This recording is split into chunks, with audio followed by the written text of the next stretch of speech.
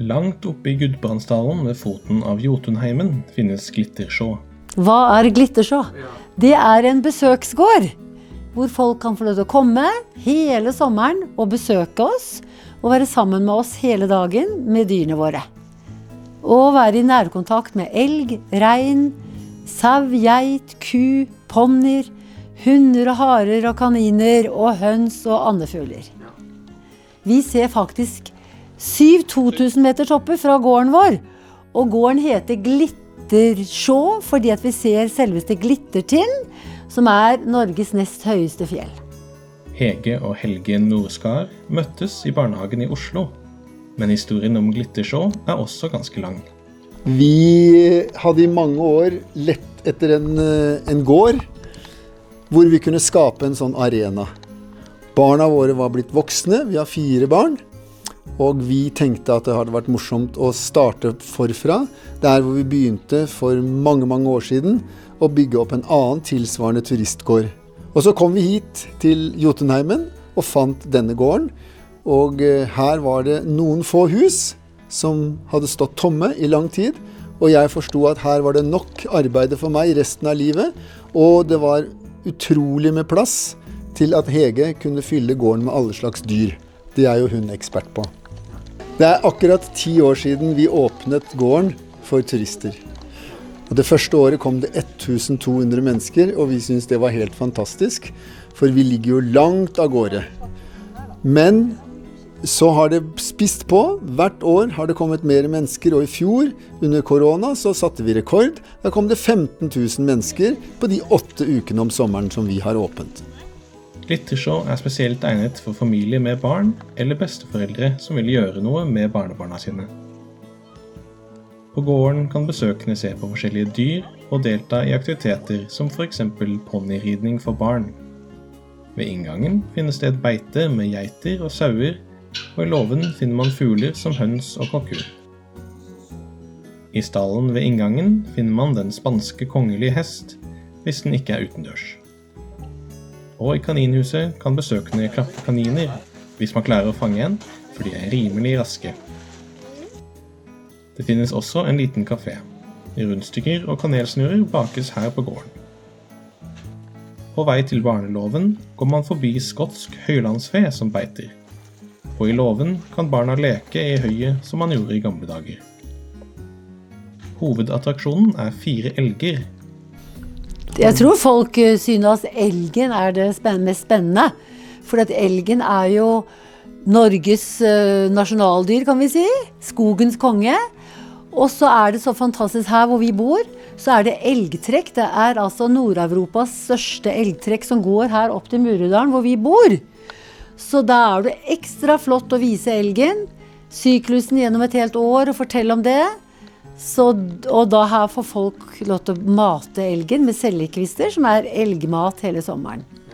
Ja, jeg har bodd sammen med 2 elgkalver, for hvis man skal bli helt nær et vilt dyr, så må man prege det dyret fra den født, fra fødselen av. Så jeg har vært I stede med disse 2 kalvene, helt fra de ble født, og så har jeg bodd sammen med dem I en liten hytte, og gitt dem melket mammaen, og gitt elgmelk på flasker, slik at jeg skal være matmor.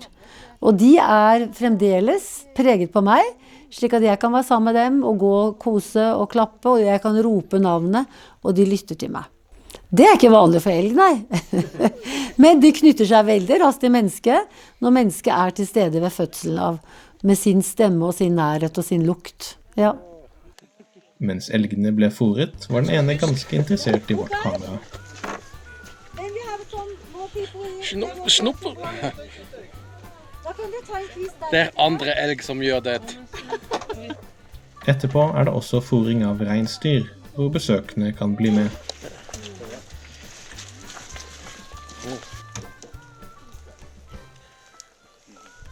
Mat, for da jager Simle bort med sitt store gevir. Du, ikke hun søt? Hun født I mai, og hun allerede begynt å få gevir, kan du se. Hege kjenner alle sine dyr. Hun kan rope på dem, og da kommer en hel flokk.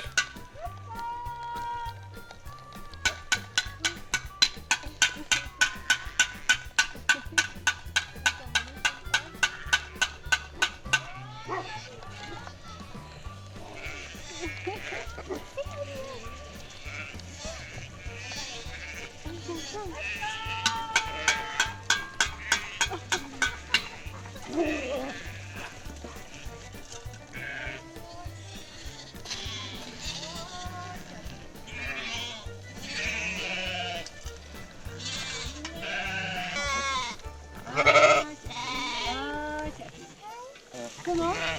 Ledesøya der. Ja, veldig bra.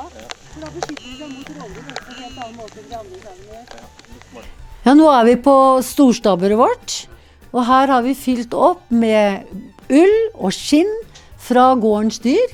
Og her kan folk få komme opp hver eneste dag og kjenne på ulla til sauen, skinnet til elgen, skinnet til reinsdyret, hornet til sauen, geviret til reinen og geviret til elgen. Og så kan de få handle. Her selger jeg skinn. Og jeg tar imot bestilling på skinnfell og på ryer som jeg vever selv på en vev jeg har her.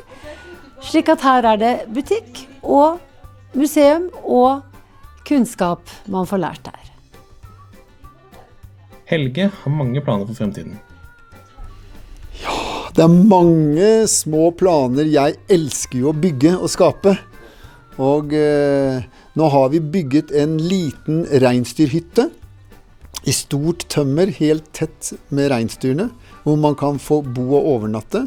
Og så skal det bli en hytte til elgene, og kanskje en hos harene, og kanskje en hos bjørnene, slik at vi kan ta imot litt folk på eksklusiv og annerledes overnatting, tett på dyrene i en liten idyllisk tømmerhytte da. Hege og Helge ønsker alle velkommen. Vi synes at den vakre naturen som er her, og de flotte dyrene vi har, er noe å dele med andre. Og det å se barn og voksne i kompakt nærhet til natur og mennesker og dyr, det synes vi er flott. Ja. Ja, og så synes jeg vel kanskje også dette med barn som vokser opp i dag, så er det jo ikke selvsagt å være så tett på dyr, og kunne klatre inn i en gammel låve og hoppe i høyet, og disse tradisjonelle måtene å boltre seg i naturen med dyr og alt dette rundt seg, det har vel en verdi som vi synes det er veldig flott å formidle. Glittershow er åpent fra begynnelsen av sommerferien i juni til slutten av august. Hver dag mellom klokka 11 og 5. For gruppebesøk utenfor sesong, vennligst ta kontakt med Helge Norskar. Glittershow finnes i Murudalen mellom Gudbrandsdalen og Jotunheimen. Kjør mot Heidal, og når du ser et skilt mot Glittershow, så følger du bare det. Har man ikke bil, så blir det taxi fra nærmeste busstopp, eller en 3 timers gåtur. Mer informasjon finnes på Glittershow sin nettside.